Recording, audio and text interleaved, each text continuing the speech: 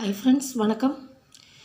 இயல் 1 10th தமிழ் இயல் 1ல் உள்ள நூல்வழி, அந்த நூல்வழியை தான் நம்ம பார்க்க போகிறோம். பாடம் தமிழ் சொல்வளம்.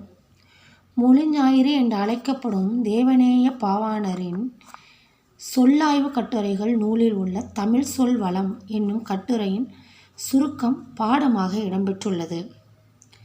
அது மொழிஞாயிறு என்று அழைக்கப்படும் தேவநேய பாவாணரின் சொல்லாய்வு கட்டுரைகள். மொழிஞாயிறு அப்படின்னு யாரை கூப்பிட்றாங்க அப்படின்னா தேவநேய பாவாணரை கூப்பிட்றாங்க.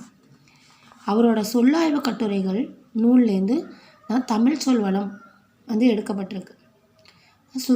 சுருக்கமான பாடமாக இங்கே கொடுத்துருக்காங்க. இக்கட்டுரையில் சில விளக்க குறிப்புகள் மாணவர்களின் புரிதலுக்காக சேர்க்கப்பட்டுள்ளன. பல்வேறு இலக்கண கட்டுரைகளையும் மொழி ஆராய்ச்சி கட்டுரைகளையும் எழுதிய பாவாணர் தமிழ் சொல்லாராய்ச்சியில் உச்சம் தொட்டவர். தமிழ் சொல்லாராய்ச்சியில் என்ன சொன்னால் உச்சம் தொட்டவர். செந்தமிழ் சொற்பிறப்பியல் அகரமுதலி திட்ட இயக்குனராக பணியாற்றியவர். உலகத்தமிழ் கழகத்தை நிறுவி தலைவராக இருந்தவர். ஓகே, இந்த வீடியோ உங்களுக்கு பயனுள்ளதாக இருக்கும்னு நினைக்கிறேன். நன்றி.